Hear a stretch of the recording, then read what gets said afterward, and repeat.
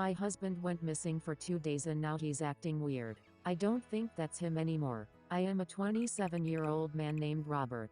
My husband, Thomas, who is 28, recently went on a hike in the woods but didn't come back for 2 days. As I was getting ready to go to the police and file a missing persons report, I was extremely relieved, crying as soon as I saw him at the door. Thomas was always very emotional. In fact, when we got married he couldn't even make it through his wedding vows without bursting into tears of joy, but when I hugged him he didn't even blink.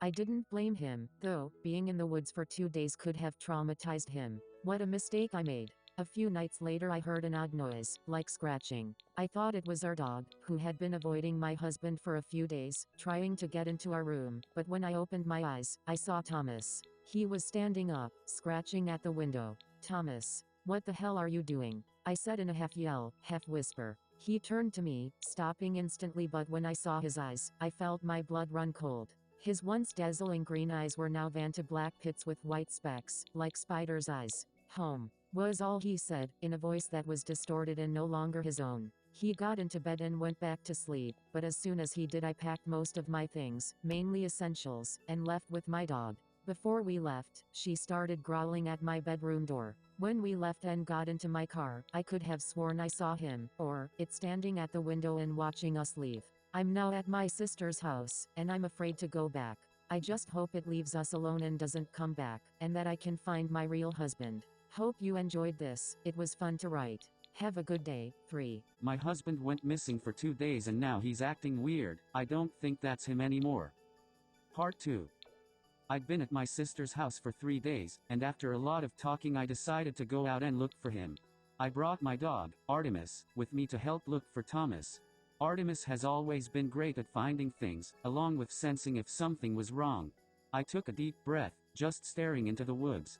The woods where my husband's dead body could be lying, or where he could be hiding from whatever monster had replaced him. After a few moments of just staring I eventually went in, following the trail that my husband had always taken. After an hour or so, is when I heard it. "Robert." Someone or something had whispered my name. As soon as I heard it, Artemis started growling. I pulled out my shotgun that I had brought with me and looked around, but nothing was there. I tried to keep walking the trail, but Artemis was tugging me somewhere else. I followed her, and after a while we stopped at a large cave. I took a deep breath, and walked inside. I heard whispers all around me, and felt as if I was being watched, but I kept going. I shone my flashlight around the cave, and after 35 minutes it landed on my husband. I sobbed once I saw him, running to him and hugging him tightly. He was pale and skinny, barely moving, but I knew he was alive. He looked up at me and began to cry, holding on to me weakly. When I asked him what happened, he said that he'd run into some cult-like ritual and that was it. They had seen him and then he blacked out. I got him back to our house with my sister's help, and everything seemed to be okay. It's been 4 years since then, and sometimes I still hear whispers. We sleep with a cross above our bed, 2 Bibles on our nightstand, and salt on our windowsill. I still don't know much about what happened, and neither does Thomas, but I'm just hoping that it'll stay normal from now on. I kissed the devil. It's 3:33 a.m., I'm alone laying in my room in my mom's house. I'm 25 years old and yes, I know I should be out on my own, but unfortunately I'm what people call a crackhead or a tweaker, or just a meth addict. I haven't held a job in a year, and living off my mom doesn't make me feel like much of a man. But tonight is different, because as I'm laying here completely sober, I just realized that God has changed my life. So let me start again. Yesterday at this time I was coming home, drunk and high, laying in this bed watching the ceiling fan turn and it's not even on. I just heard my mom turn her TV off, which means she was waiting up for me. It's a small house but it's just me and her. After sleeping almost 10 hours, it's almost 2 p.m., and already I'm getting sick and needing a fix. I change, wash up and come out of my room and my mom is sitting on the couch. Before, she would always greet me with a good morning and ask if I was hungry, but now she knows what I'm about to ask, cause she's just ignoring me.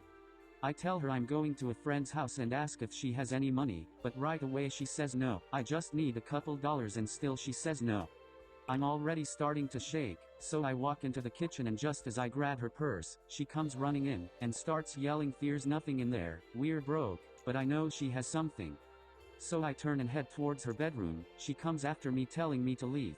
As soon as I pull open her dresser drawer she tells me to stop, She tries to push the drawer closed, and then I did something I thought I'd never ever do.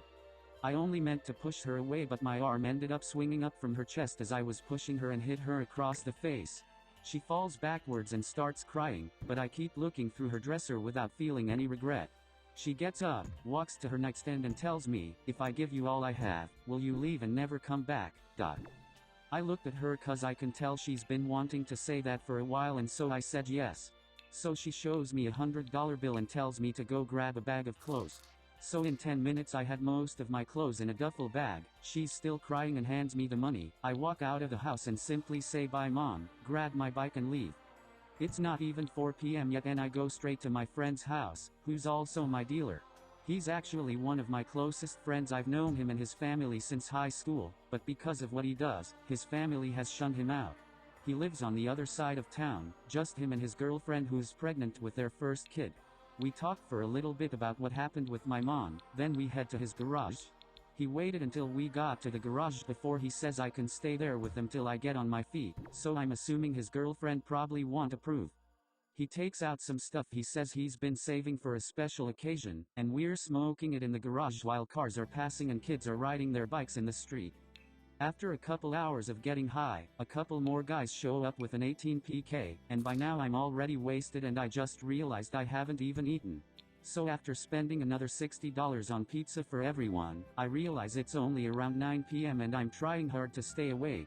My buddy helps me inside to lay down on the couch. I can hear him and his girlfriend arguing, but I can't open my eyes, and I can feel myself fading in and out. After a few hours I finally wake up, looking around, trying to figure out where I am. It's quiet, the TV is off, but I can hear someone in the bedroom with the TV on. His girlfriend looks out from the room and sees I'm awake. She tells me everyone left and went to the bar, and she set up the inflatable bed with some blankets in the guest room for me.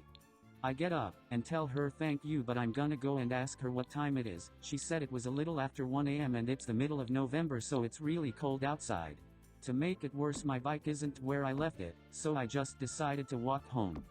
Seems like a waste to spend $40 on drugs, and I'm not even high anymore, cause of how cold it is. As I'm walking through town, I'm replaying everything in my head I did and said to my mom, not just the way I left today, but the last couple of years. We left California to get away from my abusive dad, and now I'm the one that pushed and hit her. She saved me from him, so he wouldn't hit us no more, and now I'm the abuser. I'm only halfway home and I can feel myself shivering, and I'm not even sure if I'll be allowed in the house. As I'm walking I keep thinking about everything my mom's done for me. She wouldn't be working 2 jobs if I helped her instead of being a bum.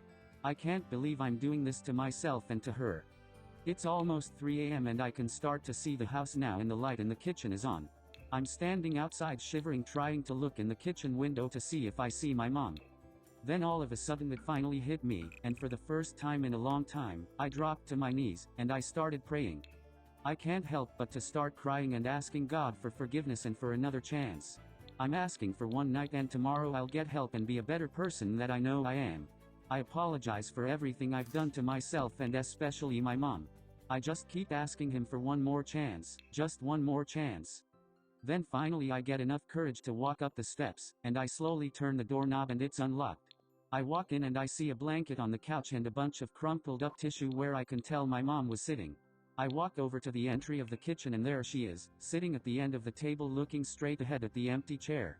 She's pissed and won't look at me, her eyes are solid red, and she's got both hands on the table in a clenched fist. I sit next to her and pull my chair closer to her. If she's gonna hit me, I deserve it. I put my hand on her fist, and just started crying again, apologizing for everything. Asking her for forgiveness, telling her how sorry I am for everything I've done to her. She still has the same look and hasn't moved and won't look at me. I tell her I'm gonna get help tomorrow if she'll just let me stay tonight, but she doesn't answer. After about 10 minutes of crying and pleading, I get up and I tell her I'm going to my room and promise again that I'll get help.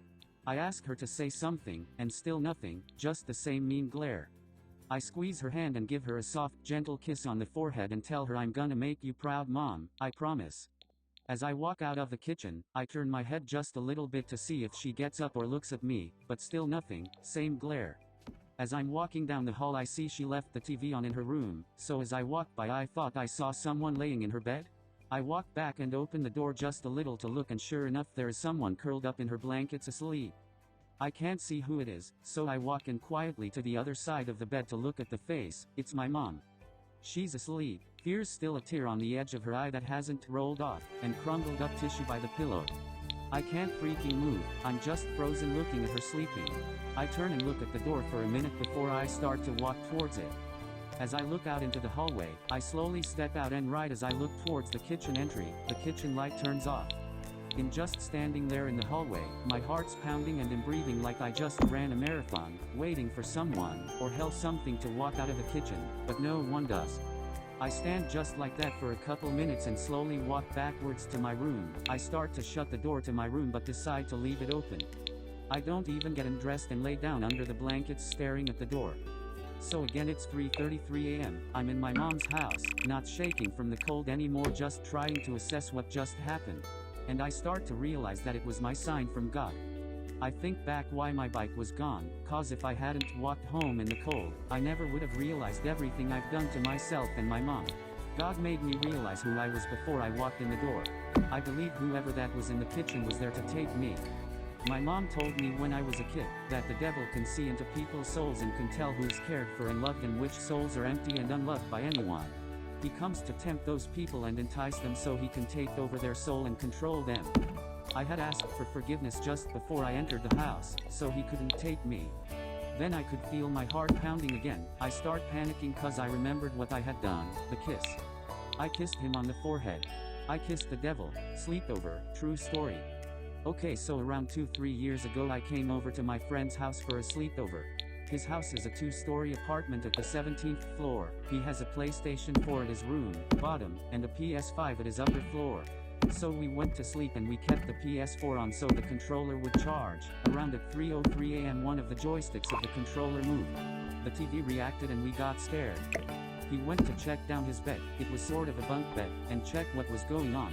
Nothing happened. Then we couldn't fall asleep and gave up trying, so we went upstairs to watch some YouTube and play PS5. The audio was very low, we could barely hear it. He has windows on top of his main door leading into the hallway and he has a dog. After around 3 to 5 minutes of playing he said he saw someone peek through those windows. Of course I wasn't gonna fall for that, but after another 3 minutes we start hearing very loud banging on the door non-stop for around 4 minutes. The dog was barking, yet not his baby sister, mother or father woke up even though their doors were wide open.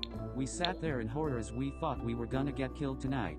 But after some time the banging stopped and the dog stopped barking. We tried to calm ourselves down and not tell his parents. We watched some YouTube and went back down to his room and fell asleep. We don't know who that was and nobody believes us when we tell someone this story. My haunted house. When I was 4 my parents moved out of the house I lived at since I was born, so we moved into a seemingly nice house to live at.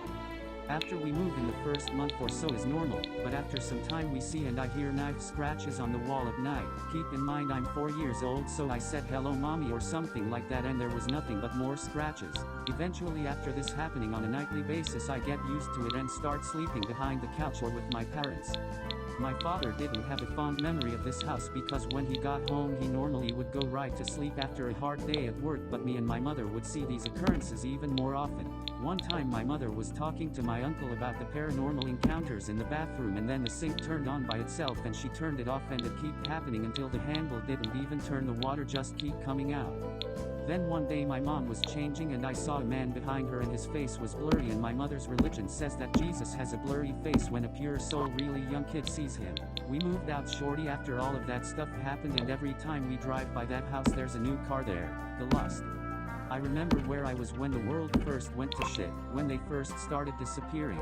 I was 17, I had just passed my driving test and my dad had just bought me my first car, a 2003 Honda Accord. For anyone wondering, it was your standard abysmal British weather. I was picking my mate up from work to go have some dinner. It's too quiet, he told me, turning on my radio expecting to hear drum and bass music. Instead we caught the first breaking news report in a while. The woman on the radio said something about a series of strange disappearances. It was weird. A witness spoke. I was walking with her, then she started blaming on about how she could see it then she just vanished. Me and my friend agreed that it was odd, but we brushed it off as some drugged up teenager who wasn't thinking straight, until 3 nights ago.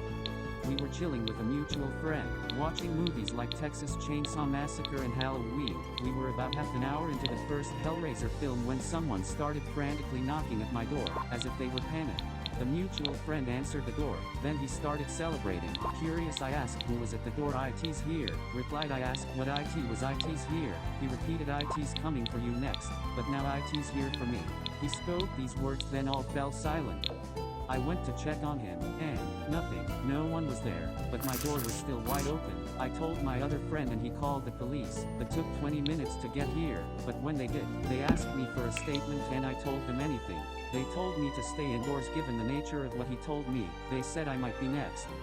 This worried me, so that night, and a few nights afterwards, I couldn't sleep, but now I've pretty much accepted my demise. I do still struggle to sleep, but it isn't as bad as it was. I'm only writing this so someone knows what happened to me. If anything, I just want someone to see IT. IT's finally here. IT's finally come for me. The first swing. The sun was high in the late summer sky, but you could feel fall in the air ever so slightly. The sun was still hot enough that her face was damp and her skin shiny with it. The sky was a fiery burnt orange, not a serene blue like it was in summer. You could detect a hint of red in the clouds. It seemed a trifle too intent on the business end of things for her comfort. Donna could feel the sweat rolling into her eyes and running down the back of her neck. She wiped her forehead with a moist cloth. She didn't feel too bad, just hot. "Are you even listening?" questioned her father. "Don't be stupid, use the momentum. Use your energy and resources to your advantage." The handle of the axe, carved from hickory, was smooth to her touch but not slick. Lifting her father's axe, she swung it in a sweeping arc over her shoulder before burying it in the maple log. The papery fibers creaked as the axe embedded itself almost completely. Some of the fibers snapped on impact. The smell of sap tickled her nose and roused her memory of childhood. That time felt like many lifetimes ago. She grabbed the ball-peen hammer and began striking the head of the axe until the log splintered into pieces.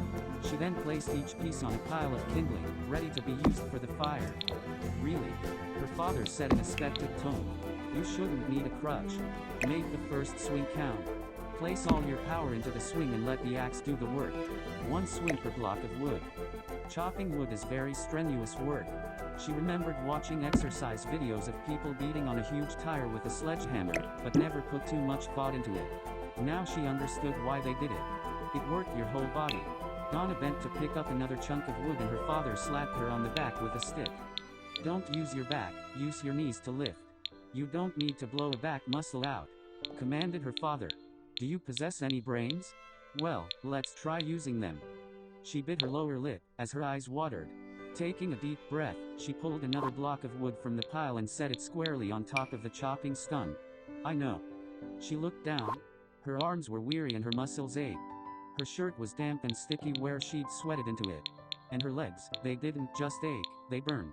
No wonder people in the old days didn't need gyms. They were probably in better shape than most of the muscleheads today. "Dad, I need to rest." She rested her palms on her thighs and closed her eyes. "Go ahead, if you want to freeze to death this winter," he said. "Now like before, make the first swing count." Standing up straight, Donna adjusted her fingers around the axe handle, pulled it behind her shoulder, and with a heaving movement, she struck in a downward arch. The log split and fell apart with a resounding boom. Donna smiled and breathed a sigh of relief. She rested the axe on her shoulder. She felt the blood pulsing through her arms, the muscles in her back, shoulders, and arms burning from the strain. The sweat on her body felt cool and comforting on her hot skin. "There you go, sweetie," he said with pride. "One fell swoop. Keep her shoulders firm but your arms loose. That's my girl." Her father took a rag out of his pocket and wiped his face. If you didn't know it, you would swear he was the one who had been chopping wood. He was sweating more than the weather would cause. He sat down wearily on one of the blocks of woods. Donna could tell he was out of breath. He ran his hands through his sweaty hair. "All right. Couple hundred more swings like that and you can call it a day. You'll be fine out here," said her father. "You're too far north for them to bother you. And if any of them do make it this far up, you have a book. Throw the remains in the burn pit. Use the MREs to get through the winter, and then plant a garden in the spring. The lake's only a few hundred feet away, so water will never be an issue. You can fish, and I left you all my traps. That should supply you with enough meat that you won't have to hunt. Unless you want to." Tears ran down her face. This was happening too fast, it was overwhelming. There was so much to learn, to remember, to say. She didn't know where to begin. She tried to speak, but the words wouldn't form. She felt as if she was in a daze. Hey now, you have to be strong. This has to be done. I got bit when we went through town a few days ago. I can already feel the change coming.